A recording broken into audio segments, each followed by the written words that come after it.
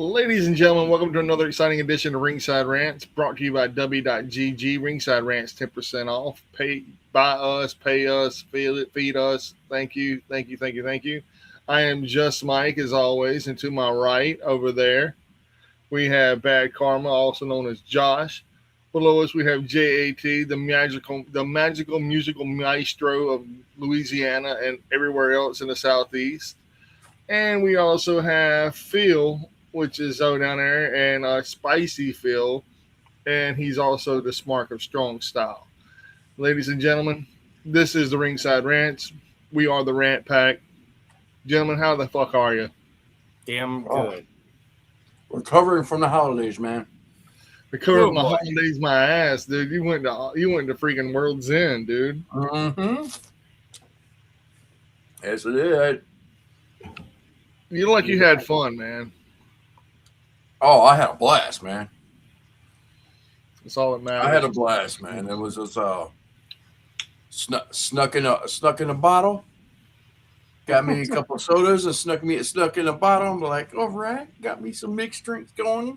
Josh, how were the prices on the merch in the end of 2025? Oh, geez. I want to say it's at least a good 45, 50 bucks for a t-shirt. Wow.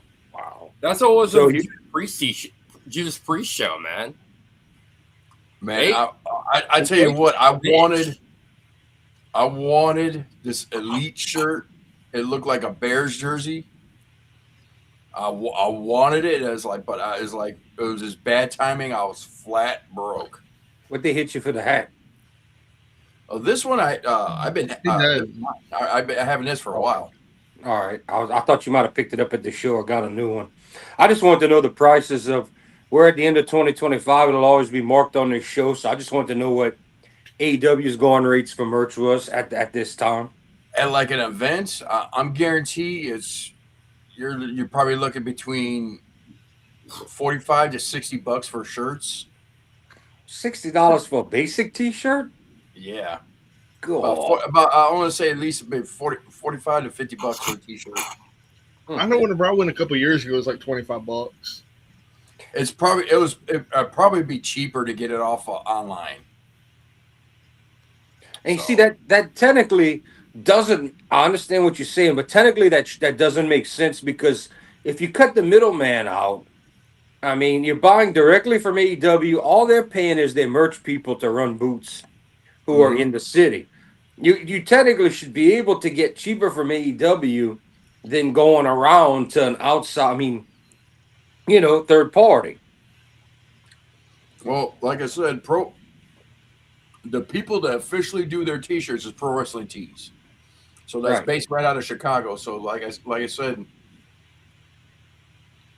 I can't. They don't got a physical store, but they're go on their website and it's go right to the link and it's like order all the AEW stuff there. So AEW is just upcharging like a mug right now. Well, it's like you said, they probably just upcharge at the venues because they can get away with it. They got to pay the merch people, Yeah, but I mean, I've been to big concerts and a basic T-shirt ain't no $45, $50. I'm getting that. We were upset when they went up to 25 and 30, but that's pretty much the going rate down. And now, if I went to the Dome today in 2025 or Smoothie King Center, probably would be looking at $45, $50, but everything costs over there. 10 years ago, a regular 12-ounce Bud Light was like $10. Yeah. Yeah, but you got to realize, ever since 2020. Yeah. Everything's up. Everything's up. It's that damn inflation in the bottom. I'm not going to get into politics. I'll leave it alone. Mm-hmm. I'll leave it alone. But even when I went to the Judas, Phil could attest to this. When we went to the Judas Priest concert, their T-shirts are about the same price. Yeah, they were about $50. Because him and I saw the same tour. I can give a little more lenience to the bands especially if the tickets aren't too bad, because you can't make money off of albums anymore unless you're a pop star. You gotta tour live and you gotta merch. That they'll tell you, t-shirts make the most money and playing live. Then it's if you buy a vinyl record or if you buy some other merch at the show. But it's not nowadays. Even your legendary bands like Alice Cooper and Priest, it's sell t-shirts and play live more as much as you can to make money. Even for those colossal giants that those two bands are. Yeah.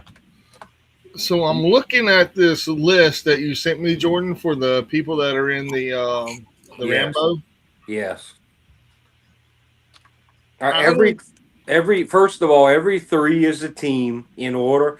There's two white squares that somebody messed up there. You ignore that. Those Japanese names with white squares, ignore that. You should have about four teams on each side in those columns, and every three, we could tell you. Me and Phil could tell you the factions if you want to know who's who. All right. Yeah. Actually, I can let Phil do that.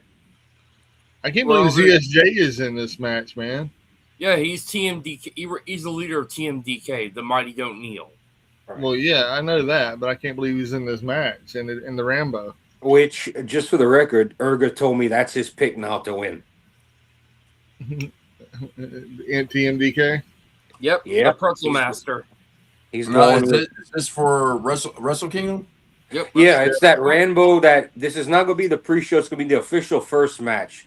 The pre-show is going to be the 15-minute time limit TV title with ELP. And Chris Brooks. Yeah, that's going to be the pre-show. Then they're going to put us all on hold, and I'm just going to stay on the live stream so I don't lose my spot while everybody else piles in. And then the show's going to start with the Rambo. So we're going to have to all do our picks. I don't know if Genghis picked yet, but Urga definitely did. We're all going to have to get everybody to pick before, Thursday's the show, which is Wednesday night, Thursday morning. You know, I'm going to be awake because of the fact I'll be awake. Is it? No, man, it can't be that close, man. They're going to be on January 1st. It's only a Saturday. It's me on Saturday. Yeah. I'm about to say, Oh, man. wow. Oh, we got okay, we're not January 4th this year? No. It's January the 4th. Yeah, January 4th because January 1st is on Thursday. Okay, well, all right, this year it doesn't fall. So usually, we must be one of those weird years because normally it falls on a weird night. So we're on a Saturday. Okay, that's good for me. Well, it might not That's be. going to be on the 3rd. It's going to be on the 3rd. I requested those. I requested Friday and Saturday off. So Most of us do. It start. Well, technically it'll be Sunday, but it starts at what? 2 in the morning for us or something like that? Yeah. Which I think I have to work that Sun. Yeah, if that's it's actually on Saturday morning. Actually, I gotta work this. Well, our time or their time? Their time. It'll be a Saturday evening around their time. Be Saturday morning around time, like around 12 or something. It's gonna be for after Friday's midnight. Like when it turns into Saturday, it's gonna start at 2. Hold on. Okay. Is it the 4th or the 5th? The 4th is always Wrestle Kingdom. The 5th will be New Year's Dash. Okay, because New Year's Dash has already been updated. Yeah, they don't always do that. Their times, like I said, they're about 12 hours ahead of us. So it'll be around like midnight around Saturday. So it'll be around Saturday morning. It'll be Saturday around Saturday afternoon or evening when Wrestle Kingdom started. Okay. And then Japan falls in different time zones as well. The way it falls. That's what I was saying. You know, they're like 12 hours. They're like 12 hours ahead of. They're like 12 or 13 hours ahead of us. Urga is in Mongolia, and he is absolutely perfectly opposite of my time. Oh yeah, he's a huge fan of the Great Okan, by the way. Oh yeah, he's from Mongolia. Exactly. He's not. He's like that fraud. Shh. We gotta keep kayfabe, people. Yeah. Keep kayfabe, man. Come on. You know he's from Mongolia. It's still early than me, damn it. Well, are we gonna do our picks for that match? Are we gonna figure out who we're all going with now that we know who's in it? We can, but I'm really sick of this card. Well, I'm sorry you have to keep pulling it back up, bro. Sometimes matches get Card added and subject facts to, get you added. ever heard of the thing card subject to change? Again, I'm still really pissed about this. Well, this is going to be it after this. We'll be done with it. Kelly's going with a house of torture. He's in the chat. I don't see it. Well, no. He's. Remember, I told you he'll add his 2 cents to this. Okay. We only have one House of Torture team in this match. I don't know. Erga picked TMDK. Yes. You're gonna have to show the list because I'm not. We're gonna have to be able to see the list of people to be able to tell you who. I'm still going with the champs, man. Okay, it makes sense. And the champs currently isn't that Yano with Yo and who else has it right now? I don't know. Phil, who it's isn't it Yano, Yo, and who's the other guy? Okay, there we go. Now we can kind of once it goes on my big screen, I'll be able to see. Can't read that, but I can't bring it up no further, no bigger, no nothing. I mean, all right. Well, once it goes to my TV screen with the delay, I'll be able to see it. Hey, what's up, Anthony? Oh, Ant's here. Oh, hallelujah, hallelujah. Hey, how's it going? All right, so we got the final people for the Rambo. Okay, I really hate this card, by the way. Wow, we got you, Mike. Phil, who you got? I can't even see shit. Yeah, pull it a little closer. I can't really go any further on that. You had it closer. You had it closer before you moved it back. Motherfucker. God, look, I can't do nothing with this shit. Okay. Oh my god. I can get up and read. All right, let's see. Wato, Yo, and Yano are the champs. So that is Hontai. So that's your first three on the left. So that's Team Hontai. Then I see Bolton, Oleg. I'm going to have to get up to read that. Yoshihashi and Hiroki Goto. So that's also Hontai. Yes. Okay, then we've got Taguchi-san, Tiger Mask, and Togi Makabe. Yep, that's also Hontai. All right, yeah. And then you have Kojima, Taichi, and Tamamura Ishii. That's your classic, your veteran squad. Also Hontai veterans. Yes. My favorite. I wouldn't put it past them to pick that up, but anyway. And then you got Kaisi. Yeah, he's just showing up for this event. I don't know if he's going to be signing full time or what. Yuya Umura and Shota Umino. All right, so we got two guys that were Young Lions that have moved up the card with a special guest. So that's technically a Hontai team. Then you got Hartley Jackson, Oiwa, and ZSJ. That's TMDK. That's TMDK. That's who Erga's taking. Yeah, I put him down already. Then you got Clark Connors, Oscar, and Yoda Ice. That's the War Dogs right there. Yeah, that's Bullet Club. And then your final team's going to be House of Torture. Sonata, Rin Narita, and Kaimaru. Yeah, Kanimaru. Uncle Nobu with the drunk with his whiskey. All right. I think I know who I'm going to go with. All right. I'm not pulling up the list again. Phil, who you got? Ooh.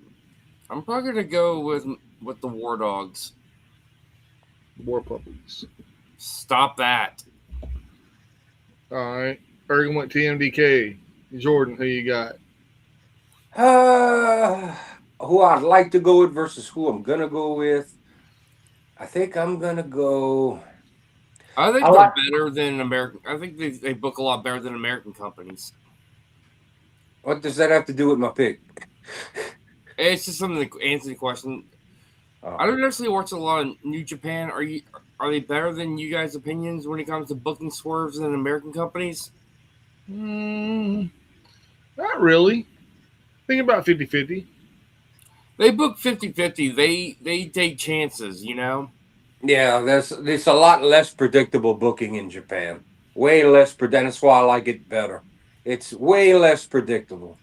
Well, I mean, I pretty much predicted the end of All In, like Mox pulling off the win and Tony Khan screwing us. I called Okada winning by cheating. I mean, it's predictable. It's war. Uh, I'm gonna go with House of Torture for this. Okay, you stay with your House of Torture pick. Yep. Josh, who you got? Oh Jesus! Did we pick on this already, or Yeah, but Yeah. we didn't know the competitors. We guessed. I just stay with my pick that I had? Who did I have before? The champs. All right, stick with the champs. There's a good chance they do retain. I see Anthony chose. He took the second Hontai team on the left. So he's taking Oleg. I can't read the rest of it, but He's got bars. yeah, he's taking Oleg, Yoshihashi, and I think is that Goto? Yeah. And that's not a bad pick. There's a good chance they could the top 4 team right there to win, besides the champs retaining. All right, so the only thing I'm gonna have to do is give you Gingus's pick, right? Or you didn't pick yet. Oh yeah, you went with the champs, Yoshi go to bars. right?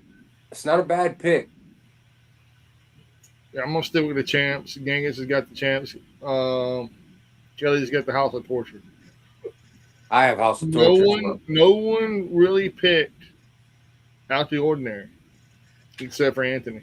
I was tempted to go with the Dad Squad just because it would give us something to do in their regular guys, but they could always win it at something else. I don't think you need to give it to them at Wrestle Kingdom. But I almost went with Lord Pants and Friends. I hope it don't bite me in the ass because the last time I didn't pick Lord Pants, he won. All right, second hunt tag team. All right. Yeah, that's it, except for Genghis. Yep, and you'll get his pick later on. Yeah, I'll get that. Okay. But there you go, Mike. You don't have to hate on the card anymore, and it's decided now. Yeah, until they add another fucking match. I don't know, man. Normally 9 is the average, but they got 8 right here. It big Tanahashi's big retirement. There's going to be the big tears and the big talk and all of that. I don't know if they need to have a ninth match. The camera's going to be on Tanahashi for 30 minutes after his match minimum, not counting his backstage interview. He's going to hug everybody in the arena. There will be tears. Oh, you bet. He cries for everybody else, let alone himself. Why do Now, you hate the card, Mike? Why? because we've spent more time on this one card than any other card that we've ever done. Tell him, Phil. Tell him why. This is the biggest. This is the their big motherfucker. One of the biggest of Japanese professional wrestling. This is the biggest wrestling event of the year. This is the big one. It's the big motherfucker of motherfuckers. This is the grandest stage of all. This replaced WrestleMania. Yeah, this is bigger. And for a lot of people I like agree. us, it's bigger than Mania. I agree it's bigger than Mania, okay? But what I'm saying, though, man, is we focused a lot on this card, more so than any other card we've ever done. I think that's a good start. I think that's pretty cool in my opinion. Yeah, me too. It's worth it. We're gonna get pure. We're not gonna get a shitty wrestling match anywhere on this card. Well, I can honestly say at World's End, there wasn't a shitty match on the card. Oh, I'm not criticizing that, but it's not gonna be like WrestleMania where you get 2 half-ass matches or 1 good one and the rest are duds. See, that's what Angle was talking about, man. You know that they can't do a double PLE like one for Raw and one for SmackDown on ESPN because ESPN don't want one.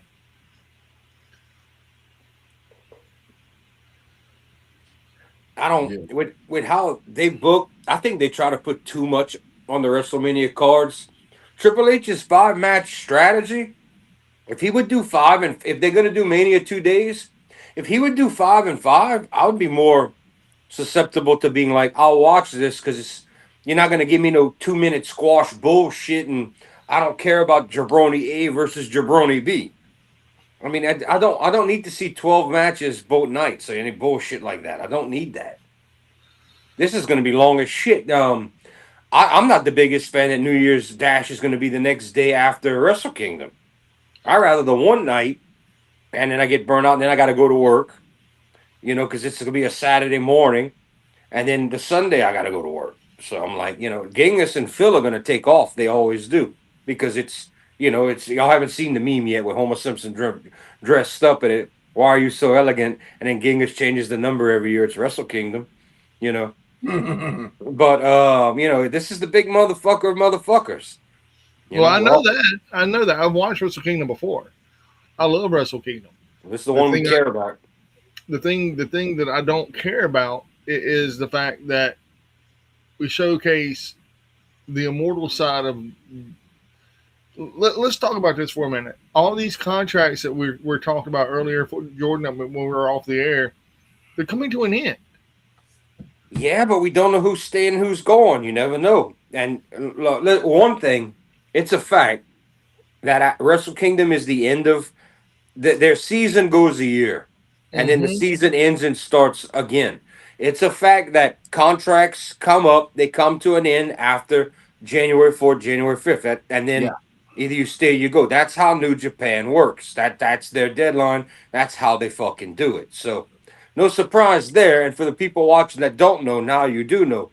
But yes, the rumor mill is packed, and there's all kind of names talking about they might be leaving. There's nothing officially on air, but names are coming up, and half of them it sounds like AEW is going to go on for the steal, which fuck Tony Khan, because he can't even do what he's got, and he's going to try to take more people. I mean, I don't think WWE is interested in anybody short of you to Ice, which I believe they already got told no, or at least for this year they can't go. But that's the only names I've heard WWE interested in. That's it.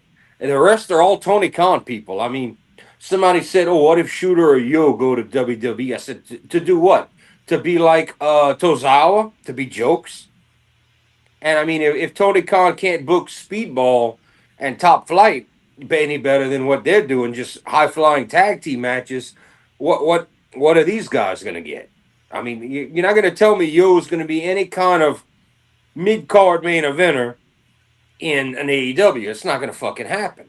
When you got way more accessible and people that could speak English and people that have a personality and a persona, that's just not going to work. I mean, I don't understand why you want to waste money and grab more of these people. I mean, you have Kyle Fletcher you focus on for the future. You just put a title back on MJF, who is your a current star. You've got Swerve that return that you haven't done nothing with yet. You've got Hangman, who you just took a belt off of, who's in your main event. I mean, you've got Okada, who has never touched the main event yet. You're gonna have a returning Jay White and Juice Robinson that you haven't done anything with. You've got Robinson's tons. already been back. I think we got spam, guys. Yeah. Yeah. Ignore it. Yeah, I'm ignoring it. I removed it. Thank Thank you. God. Yeah. Dude, we're getting big enough to where we're getting trolls, man. We're getting Yeah. trolled. We got a troll. A second troll. We got our 2 first. weeks in a row, we got a troll, man. 2 weeks in a row, we got trolls. I'm Now, happy. Anthony, I do agree with you that I think they're just biding their time. He's young. If Triple H or Shawn Michaels would be after anybody, Bolton Oleg, if they could give him a character and teach him how to talk and where to look at their cameras, he's built. He's built that guy could stand toe to toe with Walter. I mean, or Gunther. But yeah, if I was WWE, the guy I'd be eyeing is Bolton Oleg most definitely. There's no way around that. I just think he's got a couple years to cool. Shawn Michaels, I don't unless he's not on Shawn Michaels' radar yet. When he's ready, he's gonna be like, I want that guy. You wait for it. If they can teach him to have a personality and do some more talking, he's just built for it. He's absolutely built for it. I don't know why Tony Khan's not begging to suck his dick already. Well, I understand why that pissed you off about MJF not deserving a title shot, but he's held that title shot for over 6 months. He Yeah, even held it.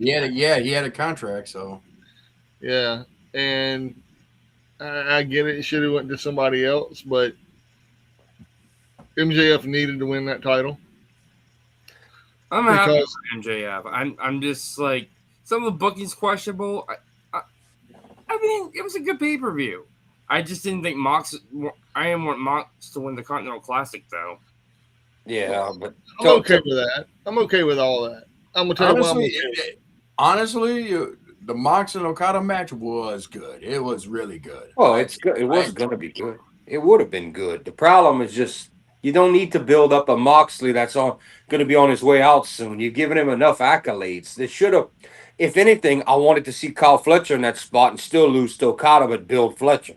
That and they would have had a better match than Okada Mox. That's what I wanted to see. If Okada was going to win it, or you have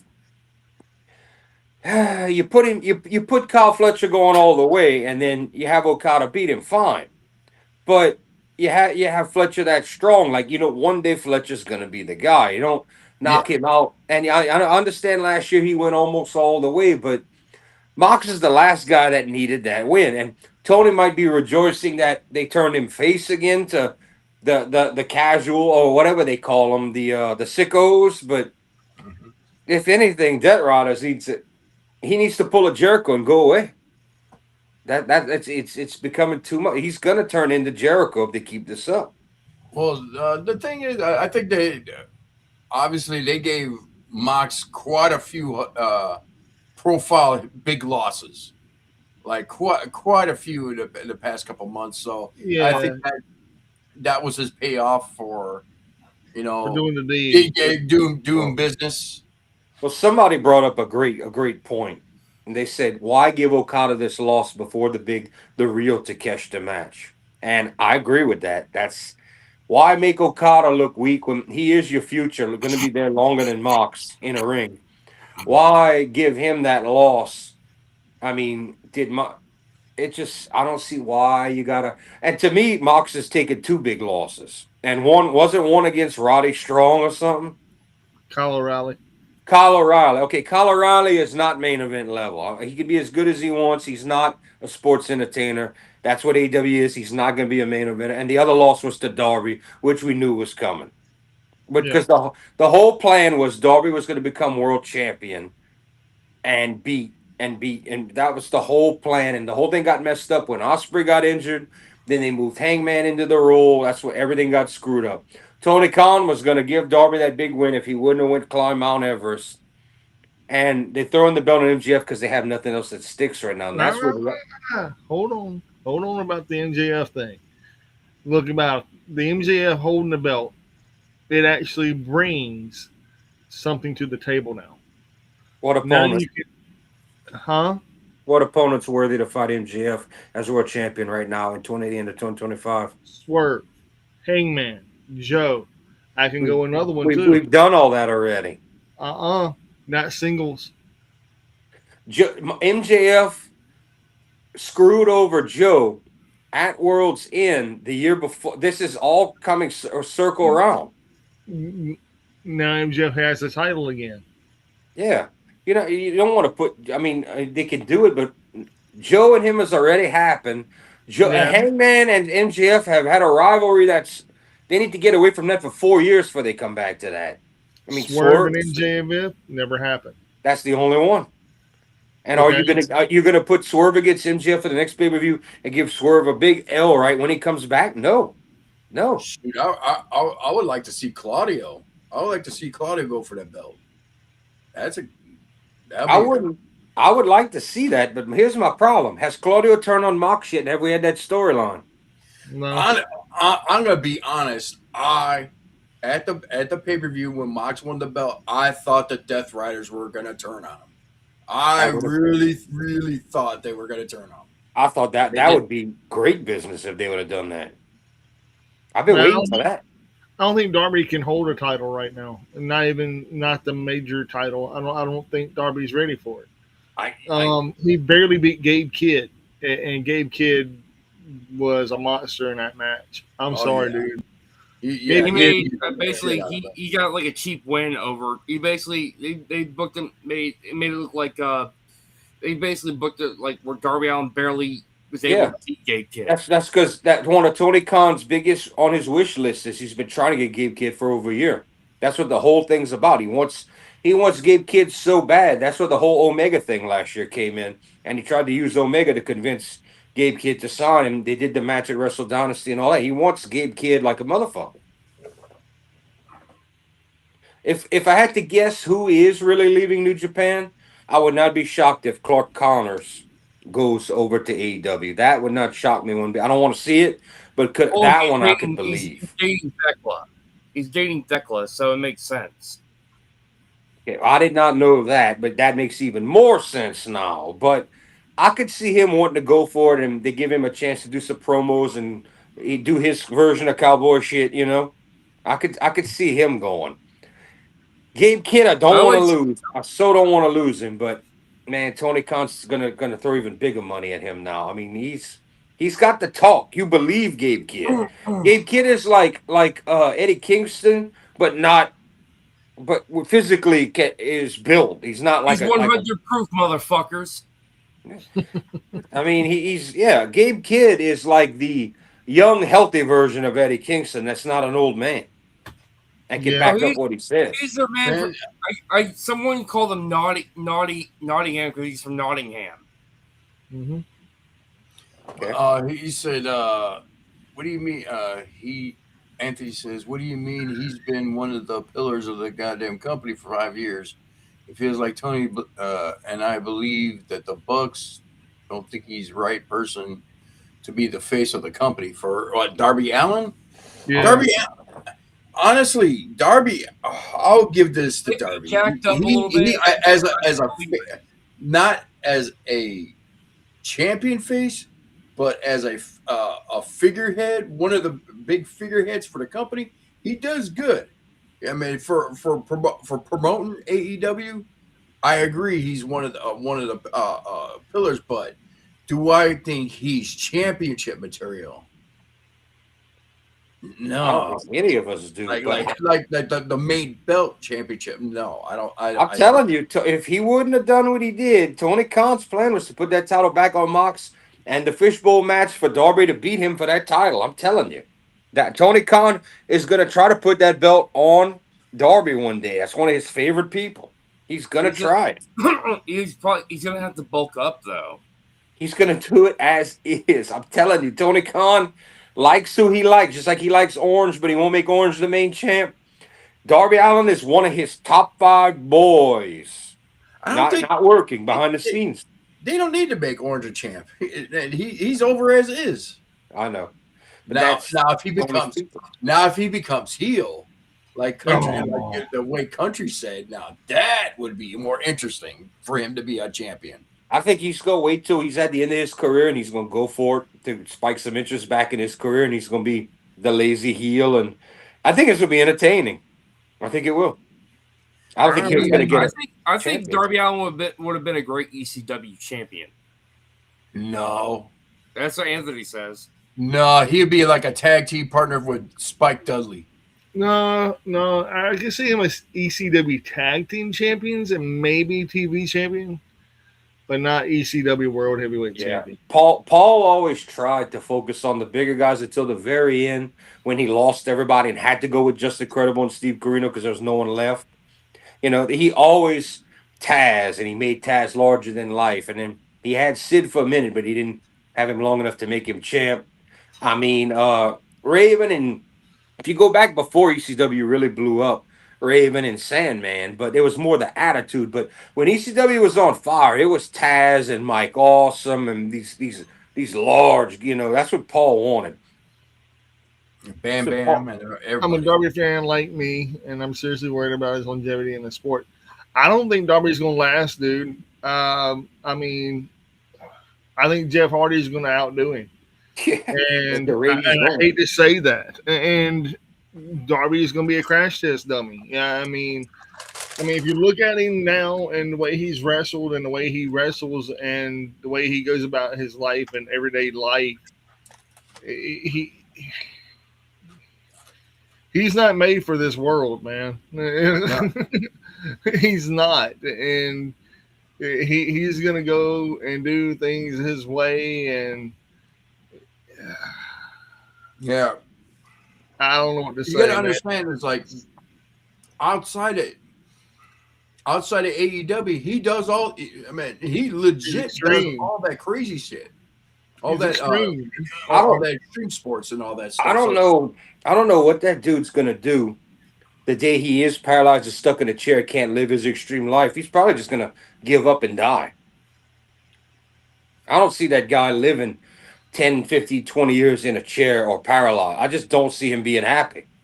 Nah, dude, Well, he then is. again, you got guys like Rob Dyrdek and was it Tony Hawk? They're still, they're still around after all the bones they broke. Hey, Even yeah. Bam too. Hey, guys. Hey, I don't think some people think that Darby Allin won't live to hear the scenes that probably won't live long as Gary Busey while he'll probably be 100 still talking about buttered sausage. Buttered Oh. sausage. Gary Busey, buttered sausage. Never mind. Squirrel.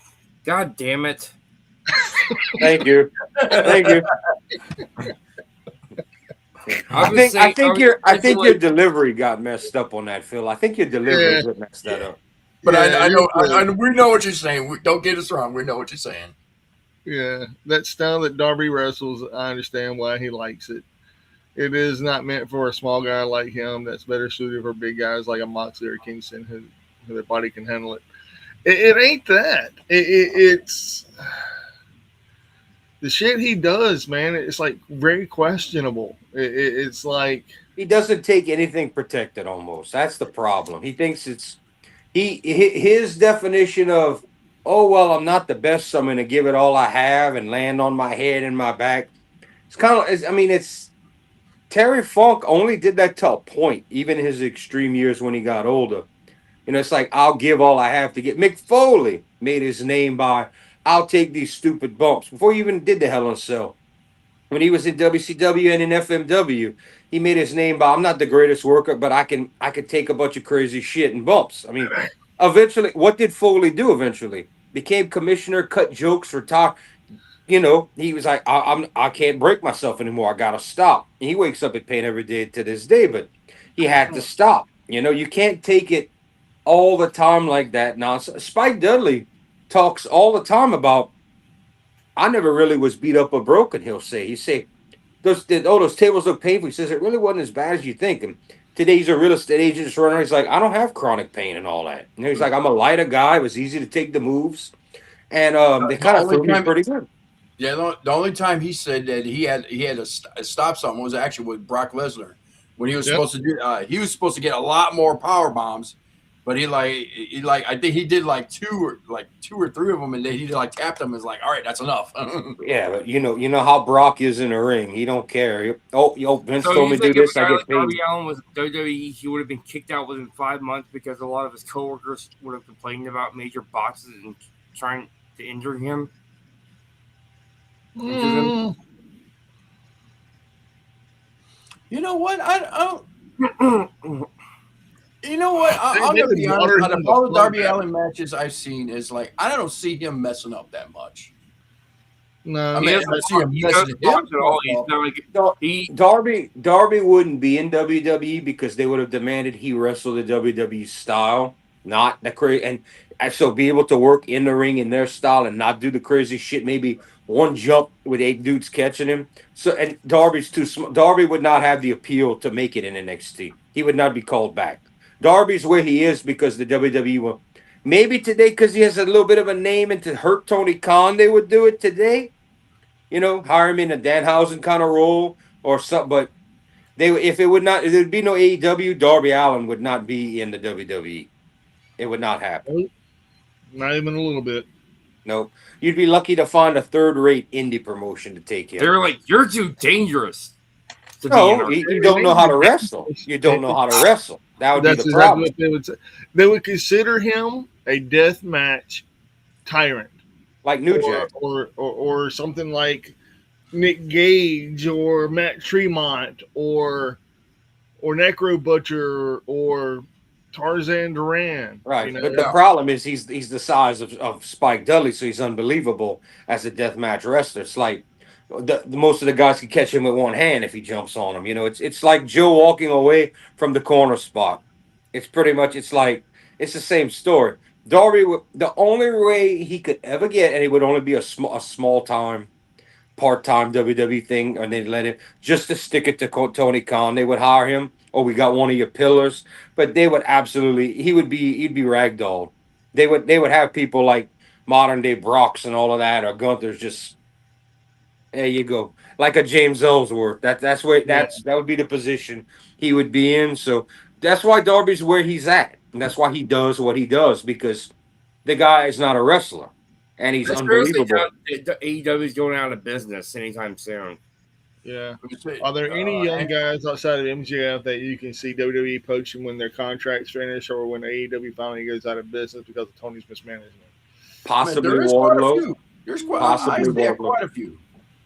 Possibly a Wardlow if he doesn't get injured again. They would send him down to NXT. I think they would take a Swerve Strickland back if he ever came up, especially with that he's worked on his name and built himself. They would take him back. I don't know about Wardlow. Hangman? He's a walking injury. He's a walking injury. They offered they would take Hangman in a heartbeat. They would. Hangman would have to learn how to shut his mouth in WWE because it's not all friends wrestling. So he wouldn't get his like he tried to pick a fight with Punk and all of that. Well, I'm just saying he wouldn't. He can't pull a CM Punk and oh you disrespected me, so I'm going to say what I want. No, you shut up and do the job in WWE. Or you're fired. You know it's not like Tony Khan trying to be buddy with everybody. It's not. You can't do that over there. You got to be on a Seth Rollins, Becky Lynch level, aka Triple H's illegitimate children, to be able to try to pull something like that. Yeah. Oh, Yep. You got to be hot. You got to be Randy Orton levels. You know, you got to be up there. You're not going to get your way. favoritism. Yes, you have to be part of the clique. You have to be part of it. Well, it's not just favoritism; it's also earned. Those guys have been there for a long time, dude. That's like Cena if he wanted to do something with Brock. Those guys come from Triple H's time and a little after. You've got enough pull. If you're Randy Orton, you could pretty much say and do whatever you want, like Undertaker. It's the same shit. Yeah. Yeah, it's the same shit. Those are your highest people in that company. Seth was the first NXT champ. Yeah. And Seth goes back to Triple H's beginnings of being a leader. Seth is like his illegitimate child, and he loves Becky too. I mean, those two are gonna. Charlotte gets the royal treatment for a reason, not just because she's Rick Starter. Her daddy. She's also known for sandbagging people. When you're Charlotte, you can get away with some of that, and you know how to move it to a point. I mean, backstage is not going to want to piss her off. That's holdovers and strongholds right there. Just like if Tony Khan had a chance of an instant, I thought she might have jumped for a minute, just for a year or two to make some more money and raise the value with WWE. I don't put it past Charlotte going one day to AEW and running a year or two and then coming back. I don't put it past her because her dad did it. All his friends did it. You go where you got to go. I don't. If they start using Charlotte bad, I don't put it past her to say, "Watch me go to AEW if you don't pay me more." Yeah. Are you guys surprised Matt Tremont is still wrestling with the type of style he wrestles, even though he's a big guy? He has a lot of major injuries. Well, the thing is, he all he does is death matches. It's not like he's over there jumping off the top rope and taking bumps and shit like that. He just goes over there with a frying pan and boom. You know. Man, why you have to say frying pan? Now you got me thinking of fish in my head. Damn it. Yeah. But Matt Tremont is probably one of the biggest stars in GCW right now. Even when Nick Gage's coming back. Oh yeah, I get to go see GCW too next weekend. Yeah, you're gonna be there firsthand to tell us how the writing of Vince Russo works now in JCW. No, GCW, not JCW. Oh, okay. No, it's all death match, all death matches. That's probably going to be entertaining as fuck. Oh yeah, I I bet. got I front bet. row. I bet Mike wishes he could be there for that one. Oh, Shibata. Let's see. Jack, Not not Hook, but not the the other hook. guy in the ops. Can you see him working with WWE? No, because technically he's not even supposed to be doing what he's doing in a ring in AEW because of the brain injury that almost killed him with the legit headbutt from Okada. And that's why he's cool again with New Japan. They really, unless it's a strict wrestling match, he cannot take any kind of impacts. So WWE, they were scared for Brian and wanted Reigns to be. They used that as an excuse to kind of push Brian away to get him out of the ring so they could get Reigns over. You got injuries like that. That's why he was the pure ROH champ and wrestled in that style. Shibata's not even supposed to be in a ring because of the hematoma he caused him. He was out for years. If you go, you can go and watch that on the replay, and you can hear Don Callis on the mic go, "Oh my God!" You can hear the kunk when he headbutts Okada, and then the blood just drips down, and nearly killed himself from it. And that was a regular move of his, but he hit him so hard and so brutal, unprotected, with that headbutt that he damn near killed himself. It That was was almost brutal. like 8 years ago, and that was 8 years ago when that happened. And he was out for a minimum of at least 5, no chance of getting back. That's when he went to the New Japan dojo in California and started training. Like all these War Dog guys that are coming through that are questioning about leaving, he trained all them boys. He trained them Mhm. all. Clark Connors, Gabe Clark Kidd. Connors, Alex Coughlin. Yeah. He Gabe even Kidd. trained. He also trained. What's his name? The one who's in the House of Torture. Ren Narita. Yes, he did. He trained all those guys that came up. You know, not the ones that stayed in Japan because he was doing the U.S. side of New Japan at the time because they were working, which that all got screwed up thanks to our guy who stole everything in AEW. You You mean know, you call him Greedy Khan? yes, yeah. That's why we don't have that's going away. You're gonna have U.S. tours, but no more strong. They're doing away with the titles and all of that because that was supposed to be Kenny Omega, the Bucks, Hangman, Cody, Adam Page, Jay White, Juice. That was supposed to be all of them running that show. And if they would have got it by 2020 and a TV deal, WWE would be in trouble today because they would have got Jericho and Mox and Bryan and Omega and Ibushi and everybody. It would, and then good chance you might have seen a Kevin Owens or a Sami Zayn even. I don't know pay wise. That's why they stayed, but you would see more guys that would have even went over, and they wouldn't have called WWE competition. WWE would Vince would have said, "Oh, whatever about them." They would have been on the Turner Network, and we'd have got no dumb bullshit storylines. We'd have got actual wrestling and a real competitor. They probably No librarian, no Darby Allen, no Jungle Jim Dick swinging fuck. None of those people on your television. We'd have got wrestlers. You'd have had a Brian Cage being used better and more believable. You'd have had all of that. Hobbs would be used as a serious Me. competitor. Hobbs would probably be what Bars is over there in Japan. You would have all this talent. Everybody, Thinking I see WWE poaching Hobbs. That's one to go for. if they could give him a person to teach him how to their style, and then the main thing in NXT is to learn how to work the cameras, plus the WWE style of how they want you to wrestle, so you stay healthy because they use you like a motherfucker. But it's to learn where the cameras are, wrestle their style, and develop on mic personality and character. That's what NXT is there for. And if you can't cut it, this is the Mariah May effect, I'll call it. When you only taught to how to do one way, you're only good at one way. If you're diverse, if you can go from heel to babyface successfully, you're over. A Kurt Angle, a Rock, a Stone Cold, an Undertaker. When you're good enough to where you can, and you can name newer Shawn Michaels, but you could name newer people as well. John Cena, they might have not been booked right, but he could have played the heel good. They just booked it wrong. AJ Styles. Randy Orton goes back and forth with ease, and people, no one has a problem with it. The AJ Miz can Styles. go from cheer. The Miz can go AJ Styles. The Miz. Those when you have that, you're gold to the WWE when you can do that. That's why Vince McMahon said he wished if he'd have knew who Sting was, Steve Borden, and AJ Styles, if he'd have known who they were, 10, 15, 20 years ago, he says, well, Paul, if I don't know how to pick y'all up, you guys are some of the best wrestlers and the best team players, and you'll never question a damn thing. I'd have hired y'all in 2003. You know, Well, it, Well, let's see. AJ Styles. They just started.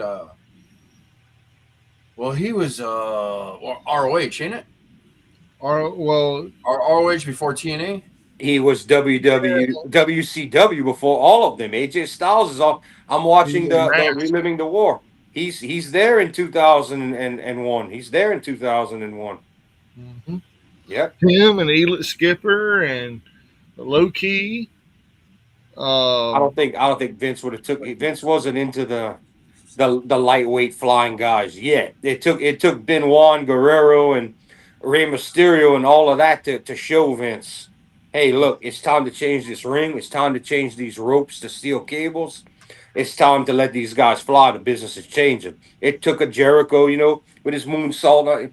Vince wasn't ready to give in to any of that. He was the steroid trial made him go smaller with Brett and Shawn, but he wasn't ready to go for the indie darling small guys yet. Rey Mysterio did so much for so many people in this business by being what he was. He didn't just elevate luchadors wrestling. He showed that you could be small and be. Daniel Bryan's another great. AJ technically is not the biggest guy. Look at what he's done all these years. Those guys. I mean Jericho too. Those guys showed that wrestling you don't have to be the not the smallest, but you don't have to be the biggest and be bulky, and you can move and be entertaining. Those guys did a lot for the business. yeah, and if Triple H had become the head writer and head of creative talent a lot sooner, do you think Moxley would have stayed in WWE? No.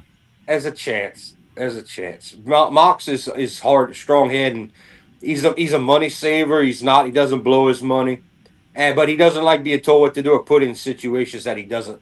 Mox is happy where he is because he gets to call his own shots and his own creative, and he loves New Japan because they question nothing he wants to do. He comes in with an idea, they go, "Yep," because his name Hmm. was made in WWE. That's why I he like says it. New Japan's his favorite. That's why Mox says New Japan is his favorite wrestling organization on the planet. But Tony Khan lets him. Mox and Daniel Bryan have complete creative control, like it or not. They do over everything that goes on that company, approve anybody's angles, all of that. They call the shots. They are like the Undertaker over there. Those two guys get to call. When there's a meeting, they call the meeting and the locker room shows up. It has happened before. That's how it works. That's who Tony Khan looks to. He brought in Punk to give him everything and make him like that. The problem is people don't get along with Punk, and Punk wants his way. Mm-hmm. Now, Punk realized he's coming to the end of his. He's another guy that doesn't spend a lot of money. Not he's frugal. He realized, okay, now I seen how immature they are. WWE ain't so bad, and all I gotta do is shut my mouth, and I can make some more money before I break. Kevin Nash just called for Punk to retire.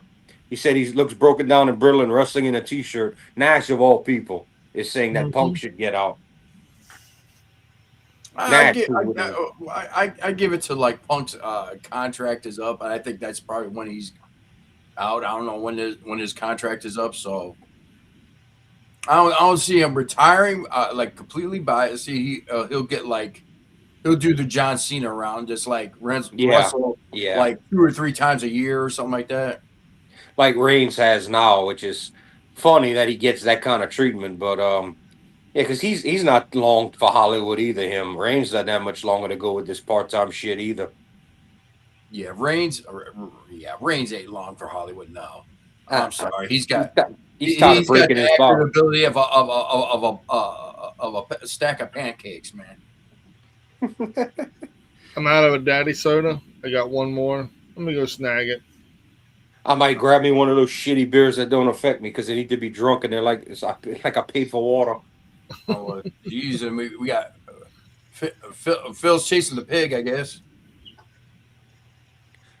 You are He's correct, Anthony. That is and it's true, and it's a big problem that Tony Khan wants to be friends with the talent and not a boss, and that's the whole problem with the mentality of AEW. Mhm.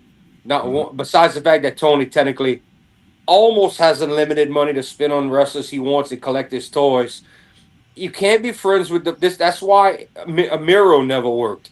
It didn't work right. That's why Alistair Black. Oh, I don't want to do that. I don't like it. Okay, then sit home. Oh, I don't know. WWE's like, no, you do the job or you're out of here. You got to be a boss. And Mhm. that's Tony Khan's biggest problem is, Yeah, he wants to be friends with everybody. yeah. And the other big problem is It's Sting. he's too pig-headed to hire a real wrestling booker to create these stories and angles. He's just putting together the dream matches he wants to see. But you gotta, if you're gonna compete with WWE, and yes, he is competing with WWE, you need an Arn Anderson or like Kevin Sullivan that's gone. Or you need more, and yeah, you have Jerry Lynn and Dean Malenko, people like that. But how much are they putting in versus you saying, "Oh, I want this, I want that," and everybody goes, "Yes, boss, yes, boss." You can tell that's what's going on over there. I think And Cody Rhodes he wanted that position, and I think I he think, I, I I think, I think he would with the Tony Khan. I don't think that's going to work, and it's like, I think that's why Cody left. I think Cody saw the writing on the wall. He saw how it was going to work. He saw who was involved, and he's like, I don't want to make enemies. I love the Bucks. I love this kind of, but this is not going to work. This is not going to be long term sustainable. There's no professional leader. I think that I really believe that's why Cody left and went home. He's like, this isn't going to work. It's not going to fucking work. Really believe that's why Cody walked. And I think Dustin is good where he's at because he's helping, he trains. He's at the end of his career, short of a Legends deal with WWE. He has nothing else to, or a road agent, which is a hard job. I don't think Dustin wants to go back to that. Mhm. So I think Dustin's fine where he is. Cody saw the writing on the wall and he's young, and I bet you Dustin told him, go. Between me and you, go. This is the place for me. Your place is over there. You've got more to give. You can be world champ. And look what happened. You Mhm. know? Triple H and Cody might have played on screen that they were enemies. Triple H is Cody's favorite wrestler on the planet, and he looks up to him like a father. Even when he did the hammer and the throne, this is real life. Cody really does look up to Triple H and love Triple H. It was just a joke, you know. He was just making. Yeah, it was. But yeah, Cody went home because he saw that this company is sustainable. It's not going anywhere. As AEW's with everybody's hand in the cookie jar, Tony not being decisive, the wrong TV deal could pack that company up and explode it into nothingness. And we're Yeah. gonna find out when this whole fight in a year or two is over with these TV deals. I think he's as improved as a boss, though. You know, he's very picky on who he picks and everything, though. You fine? Well, he's very picky on who he picks and everything. Because you remember what he did to those women, you know, that thought they're acted like divas. He still wants Britt Baker back. I'm not saying it was all on her, but and I know it had to sting that he took Jade Cargill, turned her into something, and then lost her to WWE, which WWE's still reportedly not happy with the way she's turning out. Like And physically in the ring. they made Jade Cargill look good. Well, AEW did. well, Eric Bischoff made Goldberg look good, and he hurt a lot of people. So hey, I mean, I'm you gonna got be to look at it. honest. You got to I'm gonna look be at it like honest, that. man. Jay Cargill is a smoke show. 100%. She's got the build, and she doesn't really have the greatest character. But the worst thing is, if you can't work in that ring, it don't matter how good you look. Mhm. If you got to be able to work in that fucking ring. I mean, and it's the opposite. Mariah May can work. She can't do more than one personality, or she doesn't want to, one or the other, and that's holding her back.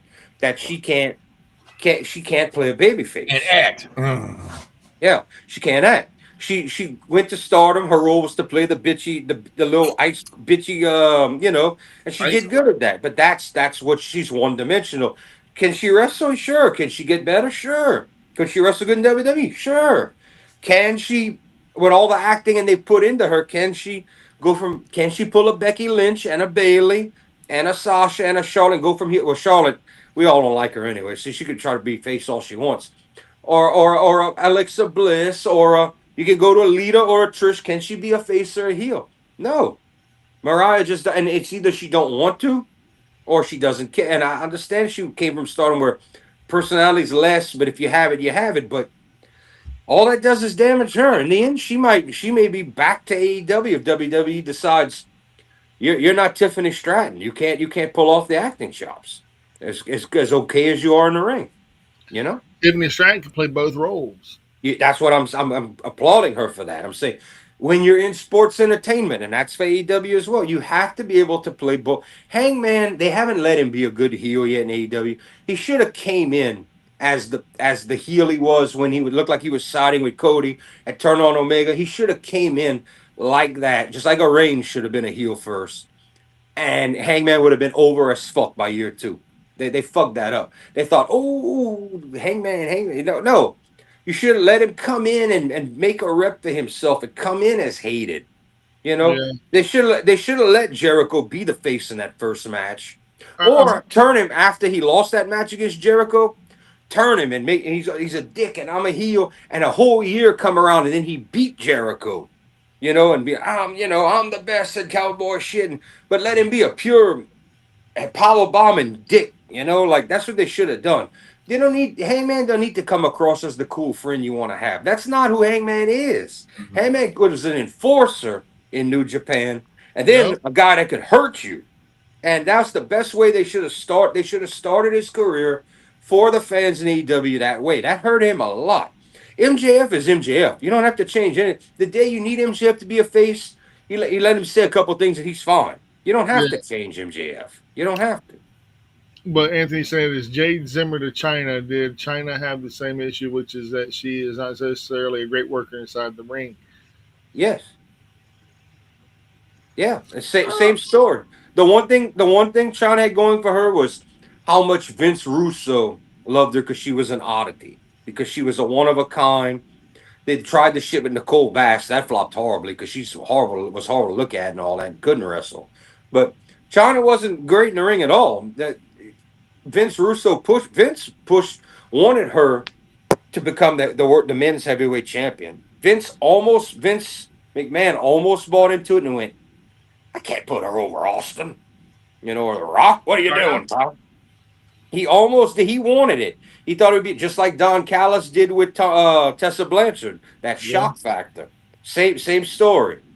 They wanted that shock factor, but no, China was never great in the ring, not at all. One of her best matches is because Ivory, who was a pro, sold for her. Yeah. Ivory made her look good. And I love the fact that Chris Jericho, and Jeff Jarrett were all three Intercontinental champion. Yeah. I'll tell you one thing though, dude. Man, All three of them were the Intercontinental champion. I thought that was pretty cool. Her and Jericho. I had a brain fart. I hope it wasn't a wet one. No, it wasn't. Then I probably have to go to a hospital then. Yeah. I've been saying this from the beginning. When you look at Heyman, his mannerism remind me of Brian Pillman Sr. at his peak. That's how he should have been booked as a true wild card. You know what's crazy? I don't know how much Japan you got to see, Anthony, years ago, but when He always reminded me of Hangman always kind of fly it. Thank you. Hangman always kind of reminded me of Magnum TA. He looked like Magnum TA, but I don't think he wrestled like Magnum TA. No. Kenny Omega, when he was a junior, which was what I was saying before this, actually came off more like Brian Pillman. When he was a junior and he had the blonde hair, and he came off when he first became the leader of Bullet Club, he actually came off more like a Brian Pillman than any of them. Yeah. In his early days when he was a junior and got to New Japan and beat AJ. He was coming off like he really gave you those Brian Pillman vibes. He wore the glasses, but it was strong in the early days before we got to know Omega and realize how soft he can be when he's not fighting in the ring. I also kind of wish, Stone Cold didn't get injured. Steve Austin didn't get injured. He probably would have had better matches with The Rock. That's because I of think all those- right there. Yeah, Well, I because think of that those really matches- bad driver. I think all those matches between him and The Rock were as good as they were going to get, no matter what. Would Yeah, you guys? you know- Do you hear what? Speaking of which, do you also hear what William Regal said about the incident with Kyle Fletcher and Mox? You know, talk about that full Nelson suplex off the top rope.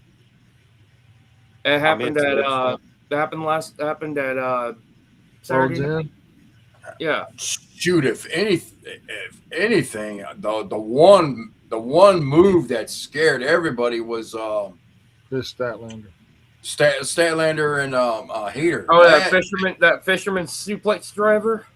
Yeah, everybody in that fucking arena went, whoa.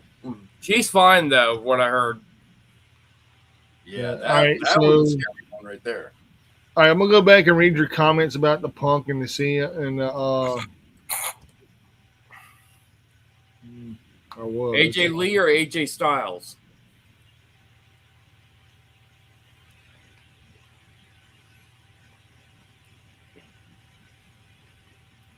Oh, he says Triple H promised AJ a trainer in the PC when he finishes in ring. Yeah. Which I wouldn't doubt that. I mean, why would you, if he wants to stay in the company, why would you let an AJ Styles go? You know, most definitely. If he They'll wants, probably give him that and a Legends deal. He also did that with Punk too, supposedly. well, you don't need a Legends deal when you're going to be having a job at the PC. That's the Legends deal when you have nothing else going on.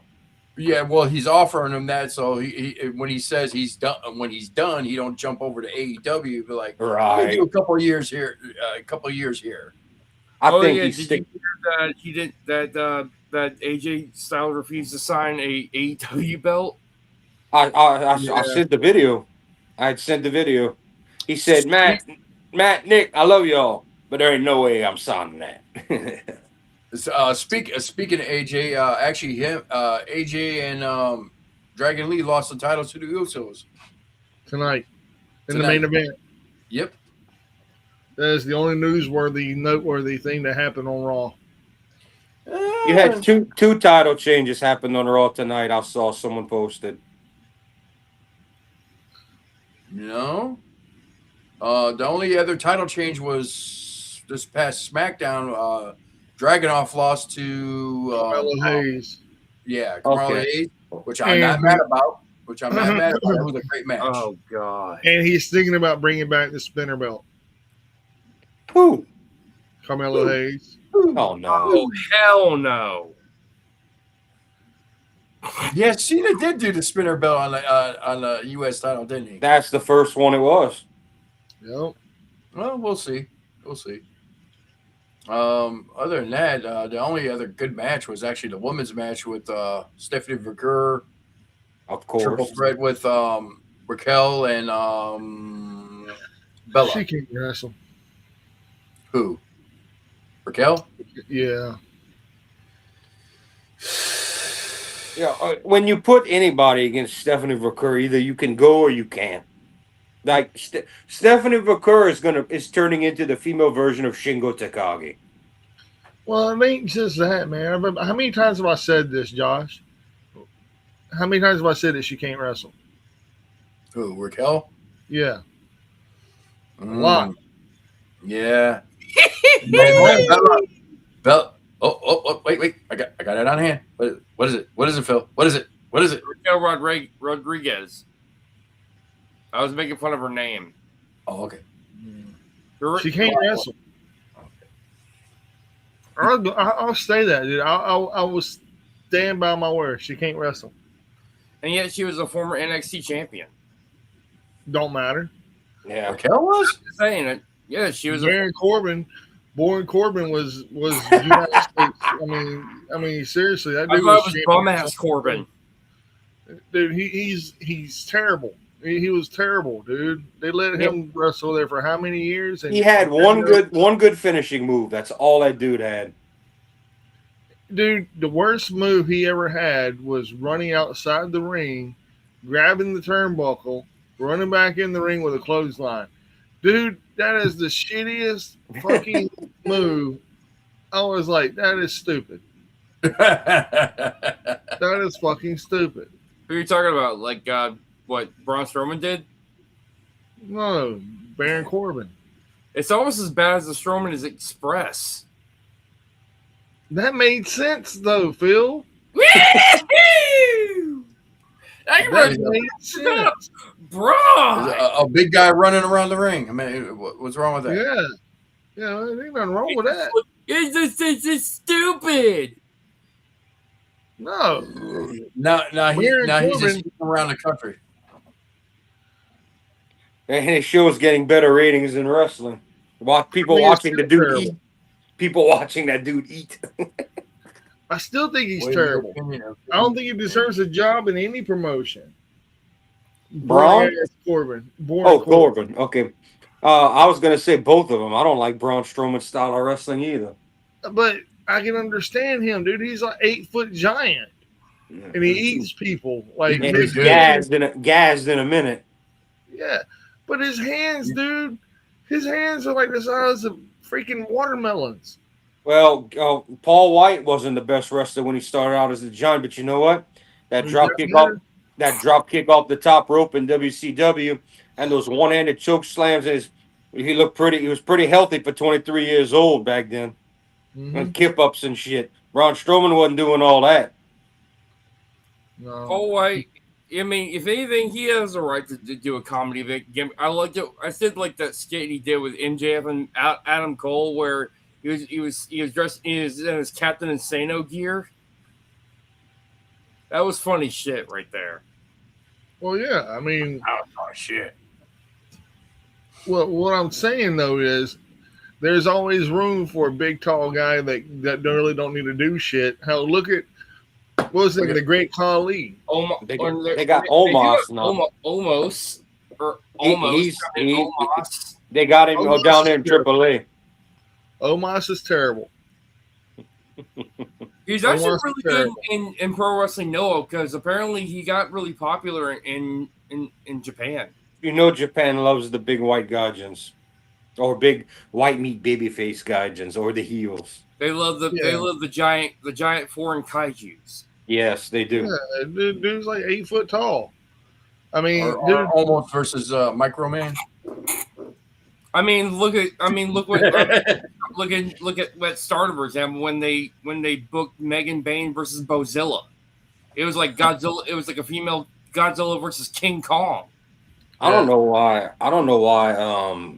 What's his name? Killer Cross doesn't go to Japan. He would get over. I don't know why he doesn't do it. He should. Right. Right now he's Tony Khan don't even care he's about it. with MLW right now. And, Yeah, Tony Khan don't even give it. He was like, "Oh, that dude's up for grabs." Oh, well, Tony Khan don't there's even a care. lot of beef, man. There's a lot of beef between Don Callis and Scarlett, and What he did to Scarlett. I don't know. I guess there's beef there. Don Callis has beef with Scarlett and the Cross. Of all, Don Callis gotta get into it with, of all people, a woman.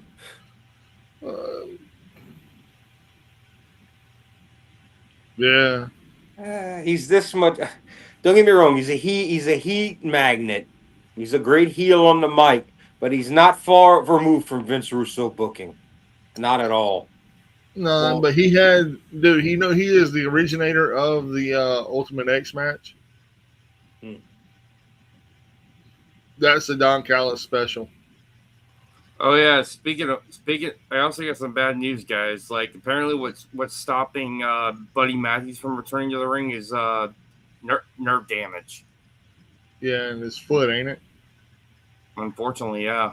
Yeah. No, Anthony, I blame that on. I didn't mean to interrupt you, Phil, but Anthony, I blame that on conditioning.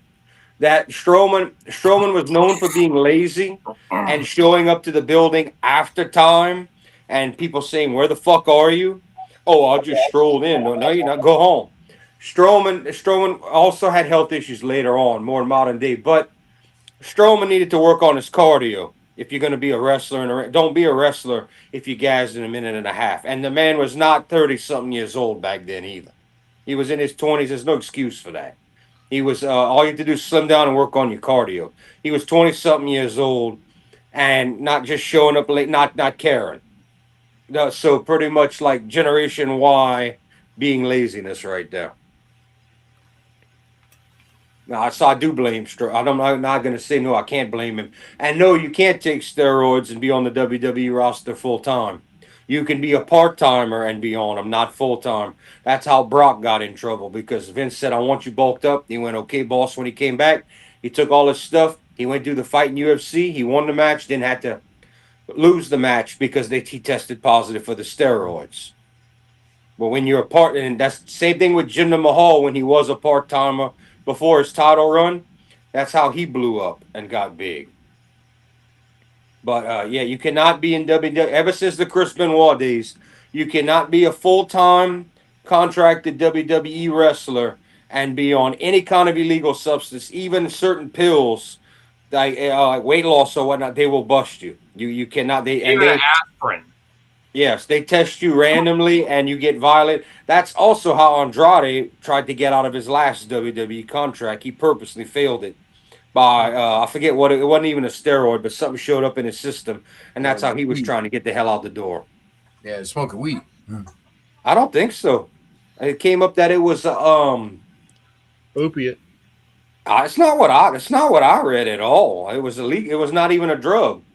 He just took something that you're not supposed to take, like weight loss or something. But that's not what I had found out. But anyway, doesn't really matter. It was, and that was not his first violation either. No. So after we talk about this, ends up giving contracts to the rest of the cycle circuits, including Pagano. Pagano getting a contract with WWE, that's kind of crazy because Pagano is known as a deathmatch wrestler. Well, technically, they already got a contract with WWE. I mean, they're part of AAA is part of the whole thing. So Yeah, but that's 50-50. WWE have only announced 10 signees to AAA. That's it. The rest are not on a permanent basis. They're kind of hired. They could be gone tomorrow. WWE is going to keep phasing. They're using what they have over there to keep the Mexican crowd happy, the fans. They're going to keep phasing in. Just like I told y'all, Dominic would get big over there. Watch. Taco Bell El Nacho Grande Mio got sent down there and they love him. They're gonna keep sending more and more of their talent they want, their people from NXT main roster and Mexicana and whatever that everybody gets into. They're gonna slowly make it what they want. But like Del Rio's not on a permanent contract. No, but he is supposedly rumored to be coming back to WWE. I want to see that Del Rio because he told Triple H some personal stuff when they got into it to his face. I know. That's way more hardcore than Punk and Triple H's little tit attack. This is different right here. Yeah, And I know Stephanie's not technically part of the company anymore. I know Triple H is just a yes man in booking and or the COO. But they had and I know it's TKO now. It's not WWE anymore. When it was, they had a strict policy against any kind of domestic violence, man or woman. You were gone. They were like, "You're an NXT hire. Oh, you got abused. Bye." Triple H is stepping up. We're not tolerating that. We have a zero tolerance with TKO. I don't know how that's going to roll now. I don't know how that takes effect. But in the past, they had a zero tolerance for any kind of domestic abuse or anything like that. They were like zero tolerance policy. yeah. I wouldn't put Oba in AAA. I'm just being honest, Anthony. I wouldn't put Oba in AAA. Well, he's out there. Is he Oba in AAA? Oba Femi? Yeah, he pops up every once in a while in AAA. So, I mean, he's actually pretty good now. So, Yeah, Riddle failed a test and got released, but he's also lazy when he doesn't want to fight in the ring. Outside the ring, he lives like Van Damme's persona. Outside of the ring, that's why he went to Japan. I said, let's see how long this lasts. It barely lasted. He was gone. They gave him a title. He lost it. He left. I mean, Tony Khan's not even trying to mess with Riddle. Riddle's going into his own business with his pot shit and doing his porn stars or whatever. I mean, he just doesn't care. He doesn't care. It's Matt Riddle. I think Orton liked him because he reminded himself of younger him. I think that's why Orton liked Riddle and tried to speak for him because Orton got away with some dastardly shit back in the day that Vince scrubbed under the rug. Failed drug policies, male and female harassment backstage, you know, some serious stuff. Orton's probably gotten away with more than even Shawn Michaels did, to be honest with you. Those two have probably gotten away with more in the WWF, WWE than any other wrestler because Hogan never really caused trouble. Hall and Nash, the little bit they were there, they took orders from Vince. They might have had to click, but they took orders. Triple H was the clean, sober guy. Yes, sir. Yes, sir. They put him in the clique because he was a sober guy, so you could drive him around. He just stuck with him thinking this is power, but he had to pay for it after the curtain call. Sean Waltman, Vince eventually liked because he's like, if you can't wrestle Waltman, you don't work for my company. He's the measuring stick. I mean, Shawn Michaels pulled all kind of shit, and then Orton pulled all kind of shit. Because I mean, Batista never really broke much rules. Cena, it was more like, him and Mickey James split, and he's like, I don't want to be with you. I just fucked you. And then they're like, all right, get rid of Mickey. That kind of shit. That's what happened there.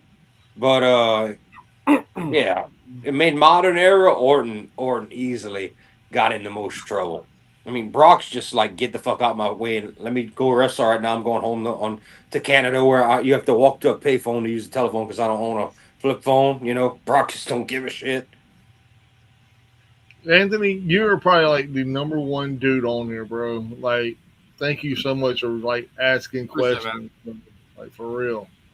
Yes. You make our job so much easier whenever you're on here. I swear to God. Yeah, I've watched where Undertaker and Mick Foley rewatched their Hell in a Cell match. Yeah, and everything, and sometimes some of that is pretty funny. It's like, well, it's funny now, but it was scary back then. But it's funny now. It's like I like how Undertaker's Terry Funk was in the ring. It's like, is he alive? Yeah. Is he? No, he has him. Is he dead? Kenny Dice alive? Kenny!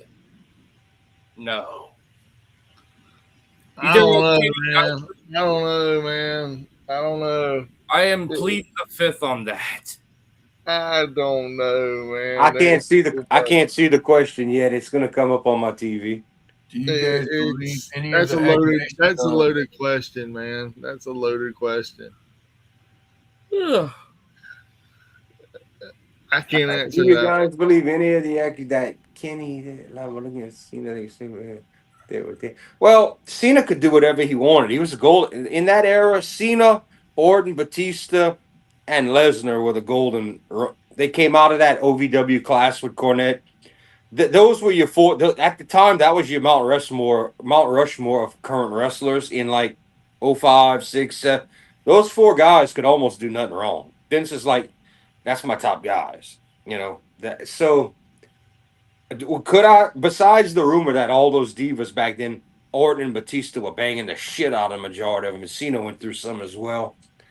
From what I understand, Cena did what he wanted to do, and Mickey fell in love, and Cena was like, no, bitch, I don't love you. I just want to bang you a few times. And I think he fucked up because I think she's hot as shit still to this day. But yeah, he was like, hey, to get this crazy bitch away from me. And she's like, but I love you. And so Vince, that's where the Piggy James storyline came from. They were trying to kind of shame her and get her to kind of back off. And then Bruce Pritchard, I'm saying Bruce, that someone put all of Mickey's stuff in a garbage bag and, oh, here's your shit. They mailed that to her, and Triple H would apologize years later for that when she told the story. But that actually happened in 2020 when that's happened when they fired her in 2021 during the second time. Yeah, I can almost guarantee that was I got a feeling Bruce has something to do with that. I'm just saying. Bruce Pritchard's garbage. He still works there. But yeah, the first time, that's why they let her go, because of the whole the thing with her and Cena, and Cena didn't want to be, and Cena was going through other women as well. I mean, between Edge, Cena, CM Punk, and Orton, they were plowing through women at the time in the 2000s. And Batista. If I'm correct, Bruce Pritchard said that women's wrestling is not a draw. Oh yeah, he's very critical. I mean, well, it's a possibility. It's a possibility if laryngitis, John Laurinaitis was still there, he could be even more involved in that. Because he is one hell of a dick when it comes to the ladies. People power. Yeah, I take it back. I don't think it was Bruce, but I think he would have instructed somebody. Yo, throw that in the garbage bag. We'll send it to her. Let's see how she likes that. Yeah. People power. People power. That's a piece of garbage if you ever want to talk about one. Damn. Yeah, the guy sounds like he smokes like 2 unfiltered packs a day. I wonder what the current status is with him and DeBella's mama after him and they're divorced. They're divorced. Yeah, but I do have a question for you, Jordan. How about we do the top 25 tomorrow night? Yeah. All right, cool. Because I am getting sleepy, gentlemen, and I got to be at work at 6 a.m. Oh, New Japan trailer just came on my phone. Oh, boy. Tanahashi versus Okada in English, January 4th, Wrestle Kingdom. Everybody watching, like the stream. It helps us out. It costs you free $99. Hit smash the thumbs up button. Give it the Dusty Rhodes. Give it the Dusty Rhodes as hard as you can. And if you feel like it, subscribe too. But we got some shit to show off. Yeah, we got some shit to show off. I got one thing. That's about it. Here, that's probably like, subscribe, and add some notifications. Free $99, baby. Oh, hey. Sleepy Mike. Dude, I'm dead tired, bro. All right, we can wrap. I was gonna tell you. Let's save that for tomorrow. Good, because I'm telling you, bro, I love y'all, but I do need some sleep because if I don't get no sleep soon, I'm gonna look at it. Let's do the teaser. Let's do the teaser for tomorrow. Tomorrow we're gonna talk about Pro Illustrating's. They named their top 100 tag wrestlers. We're gonna go over some of that and let y'all know it'll be wrestlers from companies all over the world tomorrow night.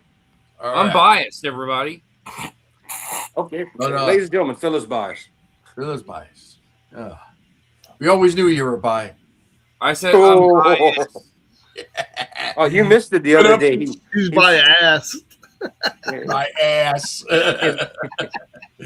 But I only got one thing to show off today. Is some of my girlfriend, one of our admins in the background that does all our background stuff. Monica. I love you, Monica. Shout out to her. We got me this little wrestling ring with a bunch of little wrestling figures in here. Hey, that's fucking cool. That is pretty cool, man. I like that. So what I'm gonna do is probably gonna go through this. I might do a little customization and see if I can make 4 wrestlers look like us. Hey, there you go. That'd be awesome. So it's pretty cool. It's got like a small ring about like I want to say like maybe about 10, 15 figures in it, and it's got some tables and chairs and ladders. So it's an Extreme Battle Royal. Yeah. So yeah. ECW was cool. He's like, I'm done. Get rid of me. I'm trying. There we go. Hey, and there we go. All right, let me wash my hands. I'm gonna show y'all some stuff real quick. Wash your hands. What the hell? You know, sitting here with dirty ass hands the whole entire time? What the hell's wrong with you? Man, I don't want to eat no crawfish if I go into your house. Digging in your booty and shit. Hey guys, I found these in my closet. I'm gonna show you something right here. All right, hold on, Phil. Hold on. Well, Jordan's washing his hands. I'm here. You can let him go. Let him go. I'm drawing off my hands. My hands got to be clean, Mike. I'm gonna show the rest tomorrow night, but I'm gonna show you my Christmas, what I got for Christmas tomorrow night. But I found these in my closet. I got these during Halloween 2019. Nice. Loch Ness Monster. No, the Creature from the Black Lagoon. Creature from the Black Lagoon, Mike. No, man, that's a Loch Ness Monster. Dracula and the Wolfman. Nice. I like the old classics. Well, most of the classic Universal horror. They didn't have the Mummy though, but. Hey, for a fun fact, Phil, that the the actor for the creature from the Black Lagoon is still alive. Oh yeah. He's the last surviving Universal monster. Oh yeah. Bring him out of retirement, damn it. Put him in the suit again. Put him on the wall. Guy's like in his 90s. What the hell, dude? Put him in the wall again. Shit, I think he's like 95. Actually, I think he. So there you go. All right. Yes, I had to wash. Yes, I had to go wash my hands because my box collects fingerprints. Uh, Ooh, what do I have? What does he have? What does he have? You wonder. You say to yourself. And you talk about it's a thing. and you talk about a nice display. See if I can get it close. Silver arrowheads. Ooh, nice. Nice. See if I can turn the TV off. Maybe that'll help. Kind That's of. beautiful, man. And if you flip around the back, it shows you the weight and all that. But some of them you could take them out of here too. I put them back in the little slots, but I have them flipped. Two of them have like a golder trim on the outside and silver on each side. And I have them kind of half and half so you can see both. You know. Nice. But yeah, Don't touch the I had to trim. grab that. I was like, yeah, don't touch the trim. But and then right here, I'm a congratulate, Daddy. don't touch the trim. We got a little poke of gold for y'all right here. A little poke of gold.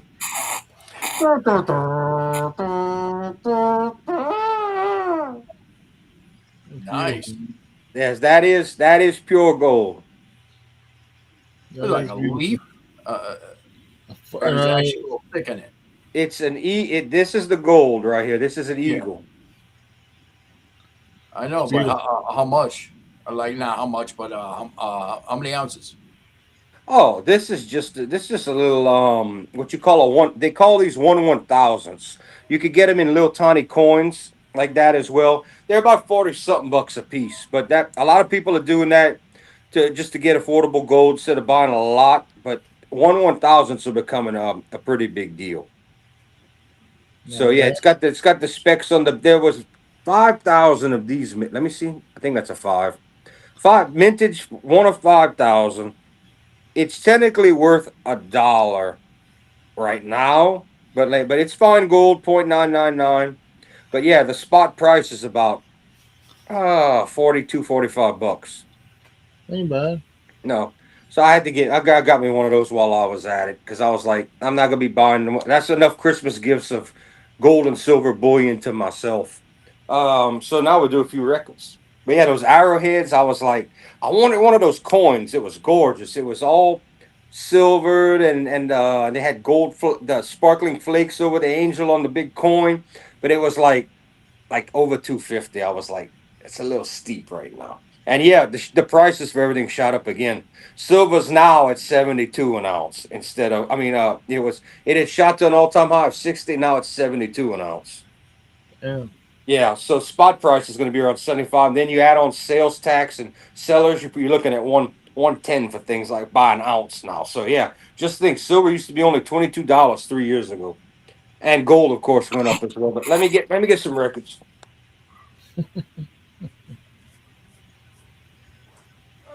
Let's see what we're gonna show out of this. I have so many records and I'm so behind. And how many do I have? 1, 2, 3, 4, 5, 6, 7, 8, 9, 10. Yeah, I'll show 5 or 6. All right. Go. And we have more for the show because I ain't been buying as much. All right. Got this fun auction. This is a 1985 USOG Pittman press. Got the lyrics in the inner. I paid. Oh, this thing really went up to 40, huh? Okay, I paid 40 for it, but it's Accepts Metal Heart, which is one of their two best. This and Balls to the Walls are like their two best metal albums. Oh, nice. Nice. Yeah. Through the wall. Yeah, I showed y'all Balls to the Wall the other night. I listened to that twice so far. You talk about good. This, no notes. Oh, this is German press, and it was originally 50. Well, sucks to be them because I got it for what, 25? Yeah, I finally got my Van Halen one. Nice. Yep, I And got it that wasn't one. it wasn't an auction, but yeah, for 25 bones, I was like, give me that. I didn't be putting that off. Then we got I'll show that too. What I paid for this. Okay. I only paid, well, this was originally listed for 45, but I paid 23 bucks. We got another Van Halen, 1984. Oh, that's a good one. That's the one I'm after right there too. Well, for 22.50, I was like, yeah, I'll do that for that. You ain't got to tell me twice. Then let's throw in something different here. This I paid $10 for. If you grew up in the 80s, you know. But it's Huey Lewis, Sports. I want a new drug. Or Sports is one of their best albums. It's Hit the B Square. Yeah, but it's the one where I want a new drug and the big lawsuit where he claimed the Ghostbusters song ripped him off because they hired him to do it first and they got into it and all of that. But yeah, just something a little different. Then I'm going to show this. This is fucking different. He had no idea. Chad's Young, the guy that does the auctions, he had no idea. This is a real 78. And I don't know if I'm ever going to listen to this more than, and it's got a gold promo stamp on the back. I didn't even realize that. He let me get it for $10. Or, you know what? I think I paid under 10. I think I did. I think I paid 7, but he didn't know what it was. But it's the original cover. Let me pull this thing off so y'all could see. Because they had said this cover was too dark back in the day. The children's movie that ruined everyone back in the day. Watership Down. Yeah. Right. One of the most brutal animated movies ever. Gave children nightmares. Really? Made things like the death of Optimus Prime G-rated and all those I've things. never heard of this. I've heard of it. It's based off of a British book, but it's brutal and it's bloody, it's nasty, it's brutal, it's vicious. But yeah. Anyway, I was like, just for that cover and all that, I said, give me that. But yeah, what year did There's even a band named they're called Atom Ship from my somewhere from around my town that they named it after that. I'm Well, surprised. I'm surprised Josh has not seen the movie, being the oldest of us, because I don't know if it came out in 78 or 80. It's got that old style animation, but it's a brutal movie. There's nothing happy about that movie. All right. What's it called again? Watership Down. Watership Down. It's from a novel, but it's a cartoon, and it's pretty much the cartoon that horrified like a whole generation. They were like what the fuck? Like if that came out today, it would probably be PG-13.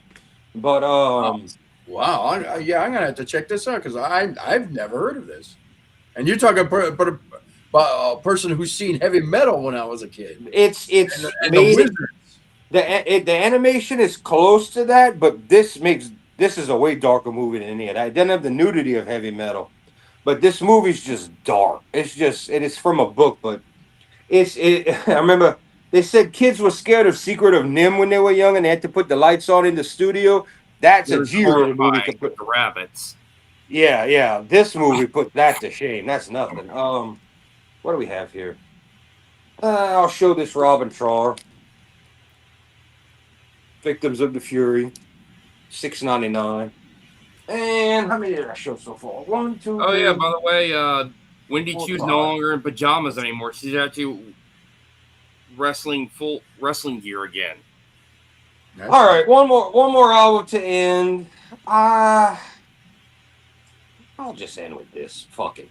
I have no idea what this band is. It's a gold label promo. Billy Karloff and the Extremes. They said it was it's a new wave 80s style album. I said, you know what? I don't have enough new wave 80s stuff. So yeah, I gave him like, this is 1981 real deal thing. So yeah, I gave him like $7, $10. Who knows? That's enough for tonight. I'll save the rest for another day. All right. So that's it. Yeah, your woman says it was horrifying, Josh. She saw it. Shoot, I've never seen it. So If you would have saw it at 3, 4 years old, you'd remember. I promise. Fucking brutal movie. you gotta understand. I've been watching horror movies since I was a kid. It's not a horror movie. It was made to be a children's movie, but it's like a fucking horror movie. Yeah. It's just too real and too gruesome, and there's death all over the place in that movie. It's like yeah, it was honestly, she said it was closer to the animation style of The Hobbit. I remember The Hobbit. I remember the Hobbit cartoon, and that was freaky when I was a kid. Yeah, well, this they got fights to the death and shit. So I remember. Was it The Last Unicorn? I could recite all the crazy animation when I used to watch when I was a kid, but this one I never heard of. And well, it was a you stumped UK me. novel that they decided to do animation of and all that, but it was complete opposite of what you'd expect from Disney.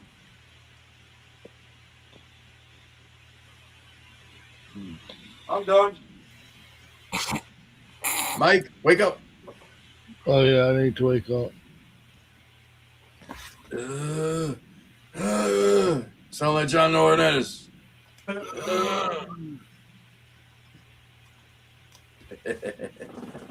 Yeah, Mike, we're done. We're ready for the wrap up.